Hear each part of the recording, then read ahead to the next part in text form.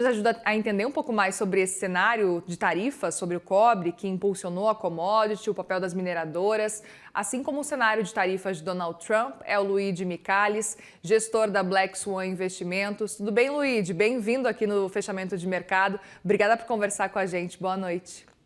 Tudo bom? Boa noite. Obrigado pelo convite. A gente que agradece pela presença. Quero te ouvir sobre esse cenário que a gente está acompanhando, Donald Trump anunciando agora o foco no cobre especificamente. Queria saber, na sua percepção, por que Donald Trump volta os olhos agora para essa commodity.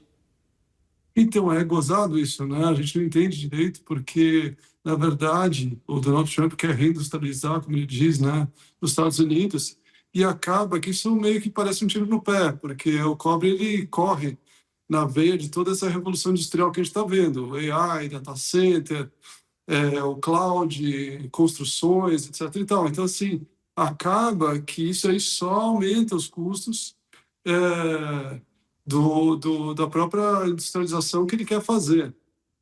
A gente está vendo também que o Donald Trump ele acaba ficando, obviamente, né, ele disse já que ele gostaria de reviver os tempos áureos dos Estados Unidos, que eram antes de 1917, que eram aqueles tempos onde eles tinham uma parte da conta do governo sendo paga eh, pelas importações, né, pelas tarifas de importação.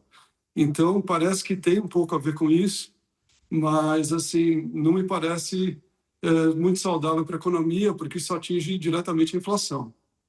Eu aproveito para te perguntar também, porque Donald Trump está utilizando especificamente a seção 232, que trata de segurança nacional, para poder argumentar nesse caso do cobre. Você acha que faz sentido na sua avaliação? Existem precedentes similares ou realmente não faz sentido olhando do ponto de vista que Donald Trump, inclusive, está argumentando e querendo, por exemplo, baixar a inflação, mas, por outro lado, aí vem essa tarifa agora, talvez tudo indica também do cobre. Você vê, a maior alta, o mercado já respondeu, né? A maior alta desde 1968, né? O cobre está em toda a economia moderna, quer dizer, você vê, hoje em dia, até tem essa frase que a gente fala aqui, que o cobre, ele dá o ritmo, né? Porque dá o ritmo da economia moderna que está aí para vir, né? Você tem a transição energética depende do cobre, o carro elétrico depende do cobre, os AIs dependem do cobre, então, assim, parece que isso assim, não faz muito sentido o que ele está fazendo, a não ser em termos de... Porque quem que ele afeta? Ele afeta o Chile, quem são os maiores exportadores, né? O Chile, o Peru, quer dizer, não afeta nenhum parceiro econômico que politicamente é relevante, assim, né? Então, acaba que afeta mais o preço e a inflação. Não faz muito sentido, aí, já que ele quer controlar a inflação, fazer esse tipo de movimento.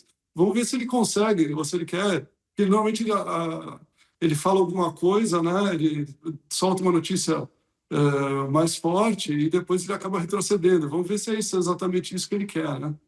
Exato, ficam muitas dúvidas ainda para tentar entender onde Donald Trump quer exatamente chegar com todas essas tarifas e agora especificamente essa com relação ao cobre.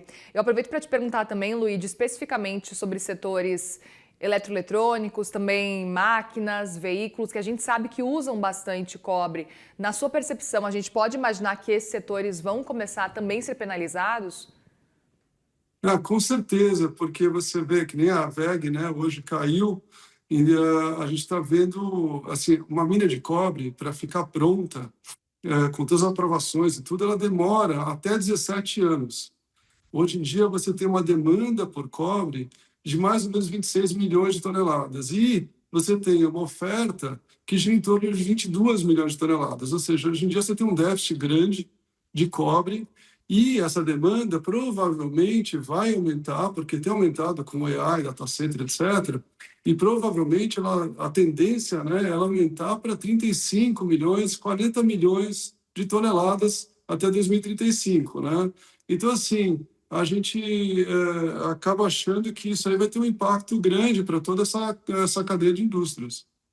Isso pode, de certa forma, também, Luiz, respingar no Brasil, na sua percepção, como um exportador também de cobre? Eu acho que afeta muito mais, né, os grandes exportadores. Você vê, por exemplo, o Chile, Peru, o Congo, né? Uhum. Esses três países, eles basicamente refletem toda a demanda por importação que eles produzem, né? Relativa a toda a demanda por importação do mundo, né? A China é o maior importador. A China consome mais da metade da produção de cobre do mundo, quer dizer, são 10 milhões de toneladas a mais que ela consome. E o Brasil, acho que não é relevante nesse sentido, né? Em termos de tarifa, eu acho que o Trump acaba recebendo ali, eu acho que ele, se eu não me engano, ele pagou, os Estados Unidos importou 17 bilhões de dólares, né? Se ele tarifar em 50%, ele acaba tendo uma receita de 8 bilhões e meio a mais. Então, assim, mas voltando para o Brasil, acho que não é especificamente relevante. Pois é, e aí aproveito para te perguntar também com relação à VEG, né? A gente viu essa queda importante, chegou a cair 4% no dia de hoje. Qual que é o impacto que isso pode ter especificamente, por exemplo, para a VEG ou para outras empresas nesse sentido? A gente sabe que a VEG não é uma grande exportadora, enfim, de cobre, mas depende do cobre para custos de produção, enfim, que isso pode ser afetado de certa forma. Queria entender um pouco mais sobre essa relação da VEG, de outras empresas também com o cobre e como que elas podem ser afetadas se realmente essa ameaça de Donald Trump avançar. Tudo é uma questão da empresa ter poder para repassar a inflação. Sim. Então, no caso da VEG, inflação que eu digo no caso do cobre, né? Então, assim, no caso da VEG, eu vejo totais condições dela repassar esse preço e não ter as margens dela afetadas, né? O que não é verdade para o resto da indústria. Então, assim, você vê que o cobre está na construção, está nas transmissões, está em vários tipos de de outras empresas. Então, assim, provavelmente a maioria das empresas não tem esse poder, não tem essas vantagens competitivas que a VEG tem e vão sofrer, as margens sofrem um pouco, sim. Perfeito. E aproveito para te perguntar também se existe alguma expectativa de uma espécie aí de realinhamento nas cadeias de suprimento globais, levando em consideração essas movimentações todas que Donald Trump tem feito, aço, metal, cobre agora. Claro, claro. Eu acho que assim, no final depende só do tempo, né? O cobre, como é um minério muito difícil de ser extraído, né? Não é muito difícil, mas ele é muito mais complexo que o minério de ferro. As cadeias elas demoram mais para se ajustar, mas no final das contas, as cadeias sempre se ajustam, né? Então, assim, é uma questão de tempo para se ajustar a todo esse ruído que está acontecendo. Mas no médio curto prazo, eu acho que eu não consigo ver um outro impacto que não seja inflacionário. Perfeito. Outro ponto também que eu aproveito para te perguntar é se existe espaço, talvez, do Brasil ampliar, talvez, a exportação desses produtos acabados para compensar, por exemplo, uma queda dessas exportações vindas de outros países que exportam, inclusive, mais cobre, por exemplo. Ah, não saberia te responder. Eu acho que assim, o Brasil ele acaba tendo produtos. A gente exporta muita commodity, né? Sim. E eu acho que não. Ele acaba. São todos produtos necessários para o resto do mundo. Eu acho que no final das contas é mais um ajuste de preço que qualquer outra coisa, sabe? Não acho que o Brasil acaba sofrendo muito. Luiz, aproveito para te perguntar também um outro ponto, porque a Vale produz cobre no Canadá, né? Como é que fica também para a empresa nesse sentido? Pode ter algum impacto? O Canadá ele exporta um bi, né? Desculpa, 1 milhão de toneladas, né? Então, assim, sim, acaba sendo afetada a Vale. É, eu acho que, especialmente a produção lá do Canadá, acaba sofrendo com isso. Na verdade, assim, a gente tem que ver onde é que vai parar isso, né? Eu acho que é um pouco precipitado a gente ficar imaginando que essas tarifas vão ficar em 50% ou mais, que ele tem falado, sabe? A gente precisaria ouvir um pouquinho mais sobre esses assuntos, mas sobre o que vai acontecer lá na frente, mas sim, a Vale é afetada.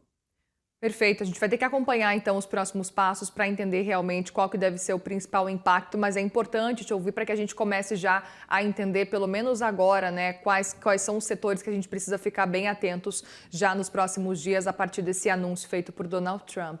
Luigi Michalis, gestor da Black Swan Investimentos, obrigada mais uma vez pela conversa aqui. Volte sempre no CNN Money. Obrigado, foi um prazer. Obrigada, tchau, tchau.